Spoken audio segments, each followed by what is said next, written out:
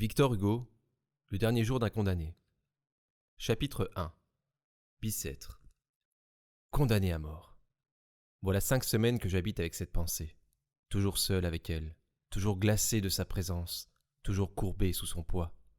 Autrefois, car il me semble qu'il y a plutôt des années que des semaines, j'étais un homme comme un autre homme. Chaque jour, chaque heure, chaque minute avait son idée. Mon esprit, jeune et riche, était plein de fantaisies.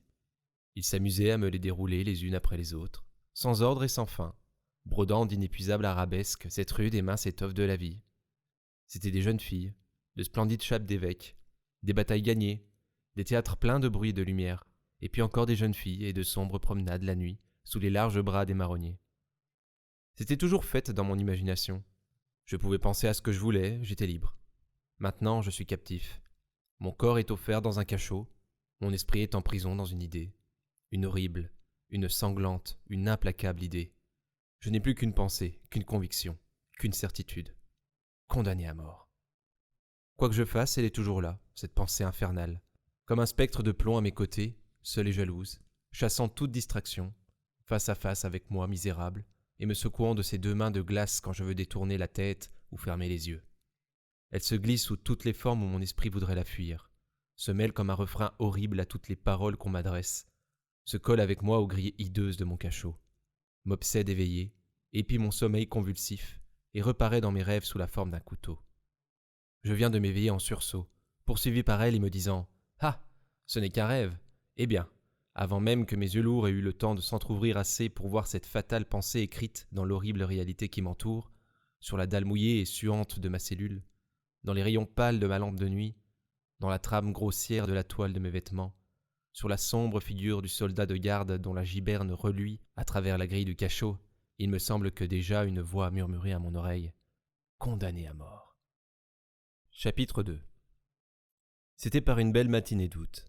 Il y avait 3 jours que mon procès était entamé, 3 jours que mon nom et mon crime ralliaient chaque matin une nuée de spectateurs qui venaient s'abattre sur les bancs de la salle d'audience comme des corbeaux autour d'un cadavre.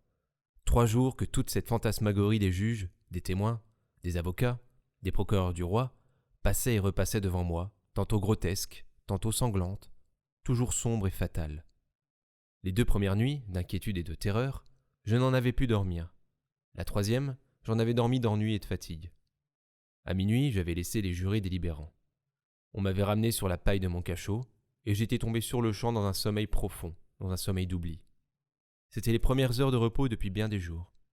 J'étais encore au plus profond de ce profond sommeil lorsque l'on vint me réveiller. Cette fois, il ne suffit point du pas lourd et des souliers ferrés du guichetier, du cliquetis de son nœud de clé, du grincement rauque des verrous. Il fallut pour me tirer de ma léthargie sa rude voix à mon oreille et sa main rude sur mon bras. « Levez-vous donc !» J'ouvris les yeux.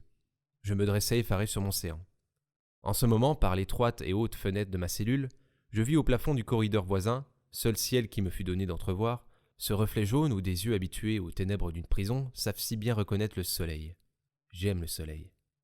« Il fait beau !» dis-je au guichetier. Il resta un moment sans me répondre, comme ne sachant si cela valait la peine de dépenser une parole. Puis, avec quelque effort, il murmura brusquement « C'est possible !» Je demeurai immobile, l'esprit à demi endormi, la bouche souriante, l'œil fixé sur cette douce réverbération dorée qui diaperait le plafond. « Voilà une belle journée !» répétai-je. « Oui, » me répondit l'homme, « on vous attend. » Ce peu de mots, comme le fil qui rompt le vol de l'insecte, me rejeta violemment dans la réalité. Je revis soudain, comme dans la lumière d'un éclair, la sombre salle des assises. Le fer à cheval des juges chargés de haillons ensanglantés, les 3 rangs de témoins aux faces stupides, les 2 gendarmes au debout de mon banc, et les robes noires s'agitaient, et les têtes de la foule fourmillaient au fond dans l'ombre, et s'arrêtait sur moi le regard fixe de ces 12 jurés qui avaient veillé pendant que je dormais. Je me levai, mes dents claquaient, mes mains tremblaient et ne savaient pas où trouver mes vêtements. Mes jambes étaient faibles. Au premier pas que je fis, je trébuchai comme un portefaix trop chargé. Cependant, je suivis le geôlier. Les 2 gendarmes m'attendaient au seuil de la cellule. On me remit les menottes. Cela avait une petite serrure compliquée qu'ils fermaient avec soin. Je laissai faire, c'était une machine sur une machine. Nous traversâmes une cour intérieure, l'air vif du matin me ranima. Je levai la tête. Le ciel était bleu, et les rayons chauds du soleil, découpés par les longues cheminées, traçaient de grands angles de lumière au fait des murs hauts et sombres de la prison. Nous montâmes un escalier tournant en vis. Nous passâmes un corridor, puis un autre, puis un troisième. Puis une porte basse s'ouvrit. Un air chaud, mêlé de bruit, vint me frapper au visage. C'était le souffle de la foule dans la salle des assises. J'entrai. Il y eut à mon apparition une rumeur d'armes et de voix. Les banquettes se déplacèrent bruyamment. Les cloisons craquèrent, et, pendant que je traversais la longue salle entre deux masses de peuple muré de soldats, il me semblait que j'étais le centre auquel se rattachaient les fils qui faisaient mouvoir toutes ces faces béantes et penchées. En cet instant, je m'aperçus que j'étais sans fer. Mais je ne pus me rappeler où ni quand on me les avait ôtés. Alors il se fit un grand silence. J'étais parvenu à ma place. Au moment où le tumulte cessa dans la foule, il cessa aussi dans mes idées. Je compris tout à coup clairement ce que je n'avais fait qu'entrevoir confusément jusqu'alors, que le moment décisif était venu, que j'étais là pour entendre ma sentence. L'explique qui pourra de la manière dont cette idée me vint. Elle ne me causa pas de terreur. Les fenêtres étaient ouvertes, l'air et le bruit de la ville arrivaient librement du dehors, la salle était claire comme pour une noce. Les gais rayons du soleil traçaient çà et là la figure lumineuse des croisés, tantôt allongée sur le plancher, tantôt développée sur les tables, tantôt brisée à l'angle des murs, et de ces losanges éclatants aux fenêtres, chaque rayon découpait dans l'air un grand prisme de poussière d'or. Les juges, au fond de la salle, avaient l'air satisfaits, probablement de la joie d'avoir bientôt fini. Le visage du président, doucement éclairé par le reflet d'une vitre, avait quelque chose de calme et de bon. Et un jeune assesseur causait presque gaiement en chiffonnant son rabat avec une jolie dame en chapeau rose, placée par faveur derrière lui. Les jurés seuls paraissaient blêmes et abattus, mais c'était apparemment de fatigue d'avoir veillé toute la nuit. Quelques-uns bâillaient. Rien, dans leur contenance, n'annonçait des hommes qui viennent de porter une sentence de mort. Et sur les figures de ces bons bourgeois, je ne devinais qu'une grande envie de dormir. En face de moi, une fenêtre était toute grande ouverte. J'entendais rire sur le quai des marchandes de fleurs, et, au bout de la croisée, une jolie petite plante jaune, toute pénétrée d'un rayon de soleil, jouait avec le vent dans une fente de la pierre. Comment une idée sinistre aurait-elle pu poindre parmi tant de gracieuses sensations ? Inondé d'air et de soleil, il me fut impossible de penser à autre chose qu'à la liberté. L'espérance vint rayonner en moi comme le jour autour de moi. Et, confiant, j'attendis ma sentence comme on attend la délivrance et la vie. Cependant mon avocat arriva. On l'attendait. Il venait de déjeuner copieusement et de bon appétit. Parvenu à sa place, il se pencha vers moi avec un sourire. « J'espère, me dit-il. »« N'est-ce pas ?» répondis-je, léger et souriant aussi. « Oui, reprit-il. Je ne sais rien encore de leur déclaration, mais ils auront sans doute écarté la préméditation. Et alors ce ne sera que les travaux forcés à perpétuité. »« Que dites-vous là, monsieur ?» répliquai-je indigné. « Plutôt 100 fois la mort. »« Oui, la mort.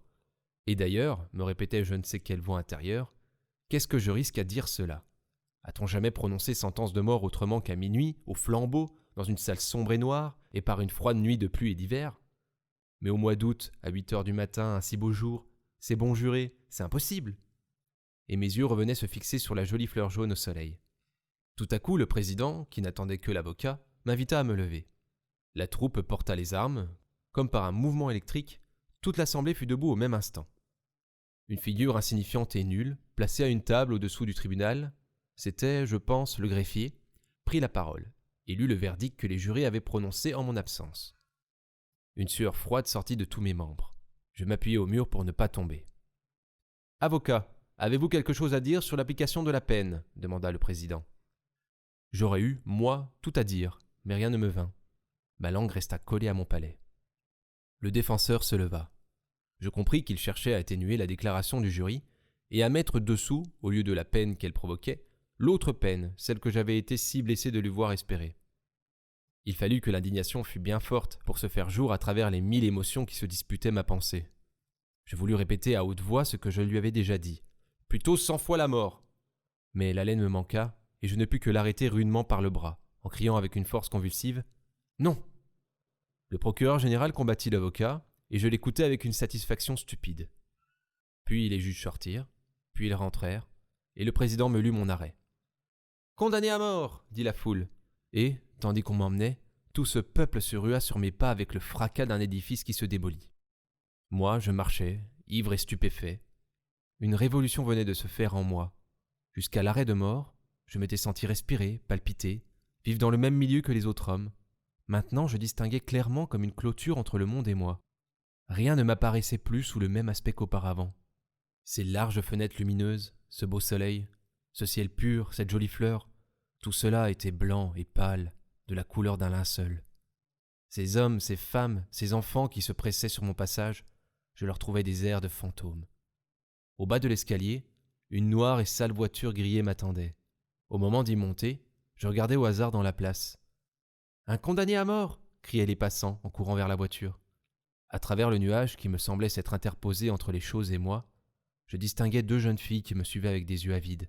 « Bon, » dit la plus jeune en battant des mains, « ce sera dans 6 semaines. » Chapitre 3. Condamné à mort. Eh bien, pourquoi non ? Les hommes, je me rappelle l'avoir lu dans je ne sais quel livre où il n'y avait que cela de bon. Les hommes sont tous condamnés à mort avec des sursis indéfinis. Qu'y a-t-il donc de si changé à ma situation ? Depuis l'heure où mon arrêt a été prononcé, combien sont morts qui s'arrangeaient pour une longue vie ? Combien m'ont devancé qui, jeune, libre et sain, comptaient bien aller voir tel jour tomber ma tête en place de grève ? Combien d'ici là peut-être qui marchent et respirent au grand air, entrent et sortent à leur gré, et qui me devanceront encore ? Et puis, qu'est-ce que la vie a donc de si regrettable pour moi ? En vérité, le jour sombre et le pain noir du cachot, la portion de bouillon maigre puisée au baquet des galériens, être rudoyé, moi qui suis raffiné par l'éducation, être brutalisé des guichetiers et des gardes-chiourmes, ne pas voir un être humain qui me croit digne d'une parole et à qui je le rende, sans cesse tressaillir et de ce que j'ai fait et de ce qu'on me fera. Voilà à peu près les seuls biens que puisse m'enlever le bourreau. Ha ! N'importe, c'est horrible. Chapitre 4. La voiture noire me transporta ici, dans ce hideux Bicêtre. Vu de loin, cet édifice a quelque majesté. Il se déroule à l'horizon, au front d'une colline, et à distance garde quelque chose de son ancienne splendeur, un air de château de roi. Mais à mesure que vous approchez, le palais devient massure. Les pignons dégradés blessent l'œil. Je ne sais quoi de honteux et d'appauvri salit ces royales façades. On dirait que les murs ont une lèpre. Plus de vitres, plus de glace aux fenêtres, mais de massifs barreaux de fer entrecroisés, auxquels se collent çà et là quelques hâves figures d'un galérien ou d'un fou. C'est la vie vue de près. Chapitre 5. À peine arrivé, des mains de fer s'emparèrent de moi. On multiplia les précautions, point de couteau, point de fourchette pour mes repas. La camisole de force, une espèce de sac de toile à voilure, emprisonna mes bras. On répondait de ma vie. Je m'étais pourvu en cassation. On pouvait avoir pour 6 ou 7 semaines cette affaire onéreuse, et il importait de me conserver sain et sauf à la place de grève. Les premiers jours, on me traita avec une douceur qui m'était horrible. Les égards d'un guichetier sentent l'échafaud. Par bonheur, au bout de peu de jours, l'habitude reprit le dessus. Ils me confondirent avec les autres prisonniers dans une commune brutalité, et n'eurent plus de ces distinctions inaccoutumées de politesse qui me remettaient sans cesse le bourreau sous les yeux. Ce ne fut pas la seule amélioration. Ma jeunesse, ma docilité, les soins de l'aumônier de la prison, et surtout quelques mots en latin que j'adressais au concierge, qui ne les comprit pas, m'ouvrirent la promenade 1 fois par semaine avec les autres détenus, et firent disparaître la camisole où j'étais paralysé. Après bien des hésitations, on m'a aussi donné de l'encre, du papier, des plumes et une lampe de nuit. Tous les dimanches, après la messe, on me lâche dans le préau, à l'heure de la récréation. Là, je cause avec les détenus, il le faut bien. Ils sont bonnes gens, les misérables. Ils me content leur tour, ce serait à faire horreur, mais je sais qu'ils se vantent. Ils m'apprennent à parler argot, à rouscailler bigorne, comme ils disent. C'est toute une langue hantée sur la langue générale comme une espèce d'excroissance hideuse, comme une verrue. Quelquefois une énergie singulière, un pittoresque effrayant. Il y a du résiné sur le trimar, du sang sur le chemin. Épouser la veuve, être pendu, comme si la corde du gibet était veuve de tous les pendus. La tête d'un voleur a 2 noms. La Sorbonne, quand elle médite, raisonne et conseille le crime. La tronche, quand le bourreau la coupe. Quelquefois de l'esprit de vaudeville, un cachemire d'osier, une hotte de chiffonnier, la menteuse, la langue. Et puis partout, à chaque instant, des mots bizarres, mystérieux, laids et sordides, venus d'on ne sait d'où. Le tôle, le bourreau, la cône, la mort, la placarde, la place des exécutions. On dirait des crapauds et des araignées. Quand on entend parler cette langue, cela fait l'effet de quelque chose de sale et de poudreux, d'une liasse de haillons que l'on secourait devant vous. Du moins, ces hommes-là me plaignent, ils sont les seuls. Les geôliers, les guichetiers, les porte-clés, je ne leur en veux pas, causent et rient et parlent de moi, devant moi, comme d'une chose.